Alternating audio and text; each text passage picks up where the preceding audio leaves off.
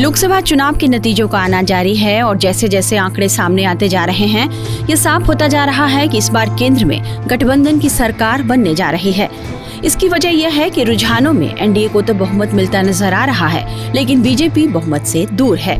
रुझानों में इंडिया गठबंधन का प्रदर्शन अच्छा नजर आ रहा है। वहीं इस बार सत्ता की चाबी एनडीए के दो बड़े पार्टनर नीतीश कुमार और चंद्रबाबू नायडू के हाथों में है।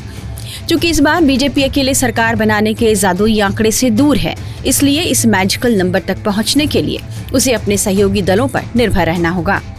इस कड़ी में नीतीश कुमार और चंद्रबाबू नायडू की भूमिका अहम हो गई है। ये दोनों ही चुनाव में किंग मेकर बनकर उभरे हैं। एनडीए के पार्टनर में सबसे अहम किरदार हैं नीतीश कुमार। नीतीश कुमार सियासत कैसे चाणक्य माने जाते हैं, जो हमेशा सत्ता में या उसके इर्द गिर्द बने रहते हैं। बिहार में ही देख लीजिए, वे चाहे आरजेडी के साथ रहें या बीजेपी के साथ, मुख्यमंत्री वे ही बनते हैं। राजनीति के माहिर खिलाड़ी माने जाने वाले नीतीश कुमार सत्ता में बने रहने के लिए पलट जाने से भी बैर नहीं खाते। इसलिए उनकी छवि दल बदलू वाली भी है, लेकिन वे अपना हित साधने में जरा भी संकोच नहीं करते और जहां भी सत्ता उन्हें दिखाई देती है, वे उसके करीब चले जाते हैं। उनका राजनीतिक कौशल ही है कि वे कम सीटों के बावजूद लंबे समय से बिहार की सीएम की कुर्सी पर काबिज हैं। समय समय पर पलटी मारकर वो अपनी कुर्सी बचाने में कामयाब रहे हैं। अब केंद्र की सरकार बनाने में भी उनकी भूमिका अहम रहने वाली है, तो हर तरफ उनकी जबरदस्त मांग हो रही है। एक तरफ एनडीए उन्हें अपने पाले में करने की कोशिश कर रही है, तो दूसरी तरफ इंडिया गठबंधन उन्हें फिर से अपने साथ लाने की कोशिश में। इंडिया गठबंधन को बनाने में नीतीश कुमार का बड़ा योगदान रहा है, लेकिन जब उन्होंने देखा कि पीएम पद के लिए उन्हें गठबंधन में प्रबल दावेदार नहीं माना जा रहा, तो उन्होंने इस गठबंधन से नाता तोड़ने में जरा भी देर नहीं की। एक तरफ इंडिया गठबंधन का साथ छोड़ा, तो दूसरी तरफ बिहार में आरजेडी से नाता तोड़कर एनडीए के खेमे में चले गए और फिर से मुख्यमंत्री बन गए। लेकिन वक्त फिर बदला है।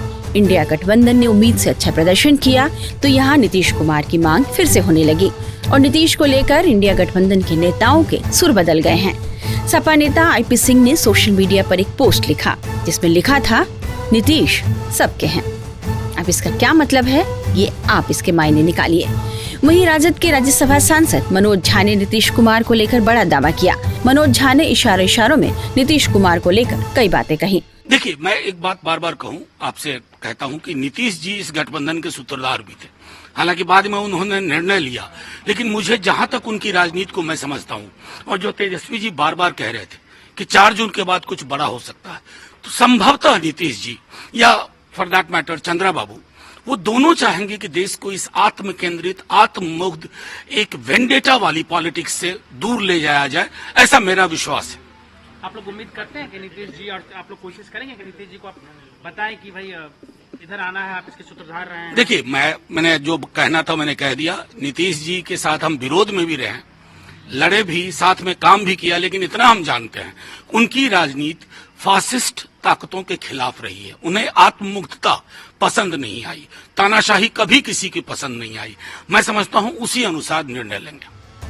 मीडिया रिपोर्ट्स में कहा जा रहा है कि एक तरफ जहां एनडीए नीतीश कुमार को अपने साथ बनाए रखने के लिए लगातार उनके साथ संपर्क में है, वहीं बताया यह भी जा रहा है कि इंडिया गठबंधन की तरफ से भी नीतीश कुमार को बड़ा ऑफर मिला है।